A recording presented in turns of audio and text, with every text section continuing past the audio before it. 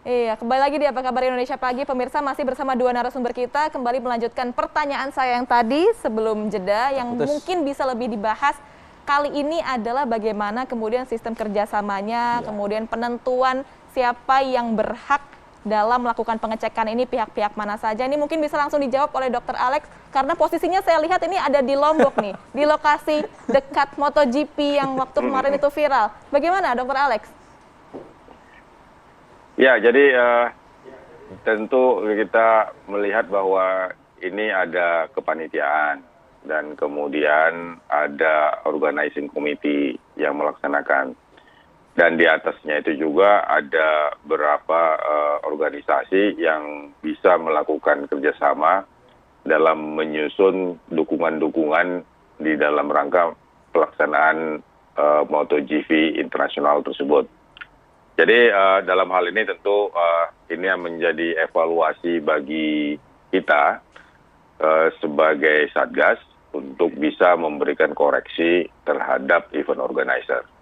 Jadi ini semua masih dalam proses dan tentu kita harus tahu duduk perkaranya bagaimana sebenarnya masalahnya. Karena apakah perjanjian ini dibuat sewaktu harga sebelum ditentukan surat Dirjen Yankes bulan Oktober kemarin. Karena sebenarnya event Mandalika ini sudah dari tahun-tahun sebelumnya sudah direncanakan, tapi baru bisa terlaksana pada tahun 2022. Jadi ini yang harus kita pelajari. Tapi tetap artinya pemerintah tetap komit untuk tetap bisa melaksanakan berbagai keputusan yang sudah diambil. Jadi dalam hal ini tentu harga batas atas, batas bawah yang berlaku untuk rakyat Indonesia itu sudah ada ketentuannya. Tetapi bagaimana dengan warga negara asing, ini kita harus tanyakan lagi nanti kepada pengusaha ataupun organisasi gabungan alat kesehatan ataupun organisasi laboratorium. Karena di dalam surat edaran Dirjen Yankes tersebut tidak mengatur kalau ini melayani misalnya kelompok internasional ataupun juga kalau dia bekerja di luar Indonesia misalnya. Jadi dalam hal ini tentu perlu pengkajian-pengkajian yang lebih cermat. Oke, Dr. Alex Ginting, ini kan penting dijelaskan oleh Dr. Alex tadi ya, karena apa dok? Khawatirnya persepsi publik dok, persepsi publik di sini. Ini menyamakan dengan yang ditemukan di Bandara Soekarno-Hatta gitu loh. Jadi kayak istilahnya apa? Istilahnya mafia ya seperti itu, ada blank spotnya di situ dan lain sebagainya. Ya. Nah ini khawatir juga Dr. Alex, ternyata yang istilah tadi Dr. Alex itu travel bubble, jadi kan dibutuhkan pemeriksaan berkala dan lain sebagainya. Ya. Akhirnya pukul besar gitu loh ibaratnya tuh, ya kan, dengan budget yang besar tersebut begitu. Nah ini wilayah abu-abu, gray area nggak sih dok seperti ini dok? Khawatirnya kan ada markup kah? Bukan markup lah, apa misalnya penggelembungan biaya begitu. Ya, jadi travel bubble ini di bawah pimpinan langsung Marsikal Hadi Cahyono, mantan Panglima TNI, yang langsung memimpin sampai ke lapangan. Jadi travel bubble ini tugasnya untuk menjaga apakah itu riders, pembalap, teknisi, ofisial yang datang dengan 2 charter pesawat dan disusun dalam berbagai bubble, bubble-nya tidak pecah. Jadi mereka menjadi satu tim yang bergerak terus. Tetapi di dalam aktivitas bergeraknya itu, apakah dari bandara ke hotel, hotel nanti ke sirkuit, sirkuit balik ke hotel, dan itu semua harus melalui tes terus. Artinya tes PCR, tes antigen, rapid test antigen, ini silih berganti terus dilaksanakan agar tidak terjadi saling menginfeksi dan kemudian mereka juga tidak boleh bersentuhan dengan masyarakat sekitar. Jadi di sini memang peran PCR sangat penting sekali dan kemudian rapid test antigen penting dalam rangka screening untuk menjaga bubble ini tetap utuh. Karena bila mana dalam bubble itu ada PCR positif atau rapid testnya reaktif kemudian dikonfirmasi dengan PCR, tentu bubble-nya menjadi pecah. Jadi mereka harus diisolasi.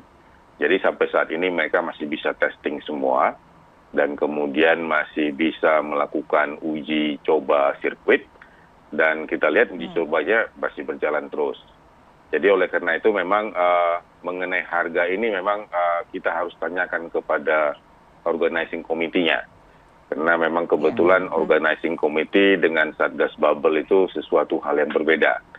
Satgas Bubble itu hanya menjaga agar mereka tidak terinfeksi, mereka menerapkan protokol kesehatan, mereka menjalankan seluruh kaidah-kaidah yang sudah diatur di SOP Bubble tersebut.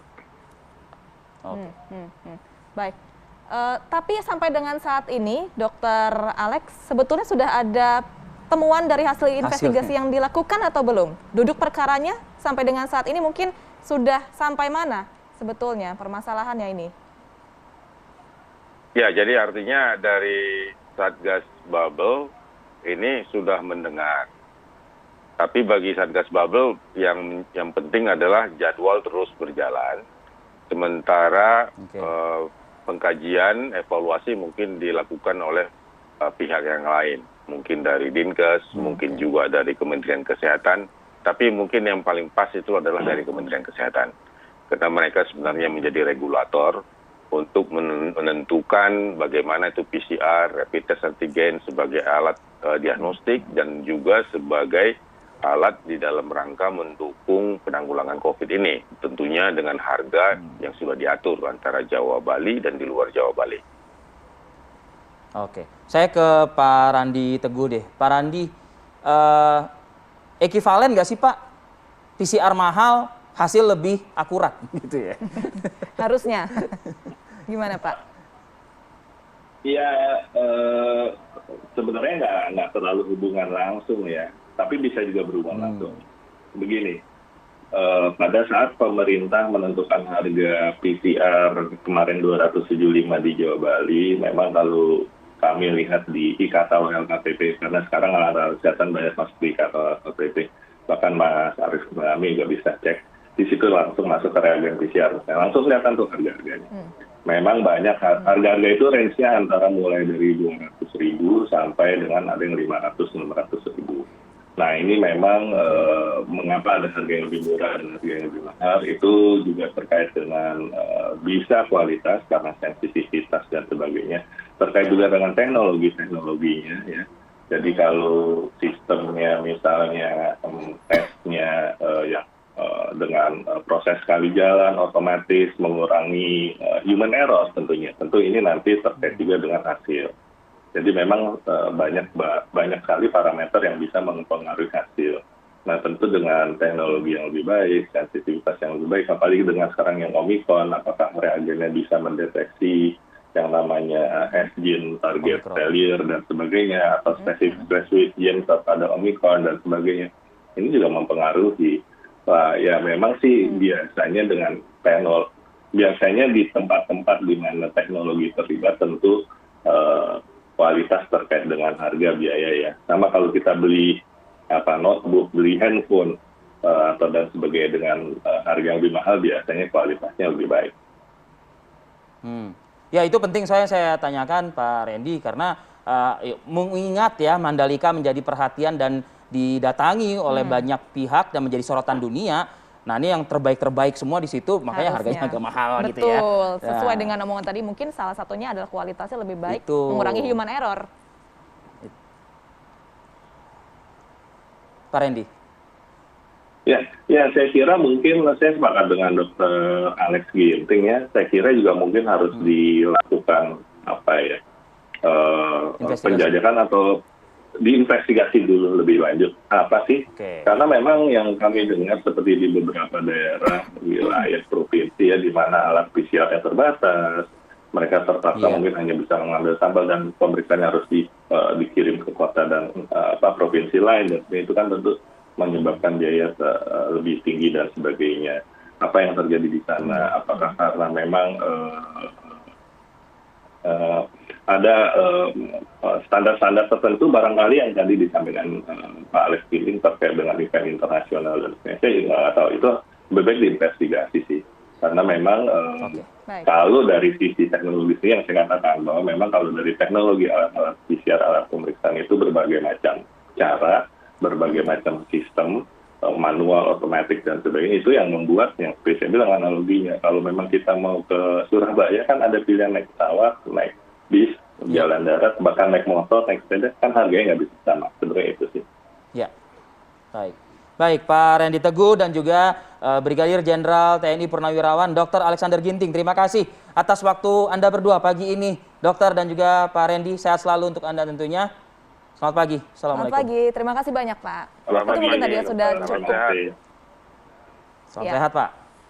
Jadi kami itu dia. Jadi makanya tadi saya pertanyakan terakhir ke Pak Randy bahwa jangan-jangan semakin mahal itu semakin benar-benar laboratorium ini jangan-jangan ya kita bukannya menjustifikasi begitu tapi benar-benar memberikan hasil yang akurat. Betul, gitu. ternyata sudah dijawab juga dan ya sesuai dengan kualitas dan juga mengurangi Kita tunggu hasil kualitasnya. investigasinya. Oke, Dan kita berikutnya nih melihat bagaimana semakin tingginya Iya. persentase bor yang ada di Jakarta sudah di atas 50%, sekarang 60% pemirsa. Nah, ini salah satu fasilitas di Jakarta, isolasi masjid. mandiri. Ya, itu dijadikan tempat isolasi mandiri terpusat. Kita akan hadirkan informasinya secara langsung, nanti pantauan untuk Anda. Tetaplah bersama kami di Apa Kabar Indonesia Pagi.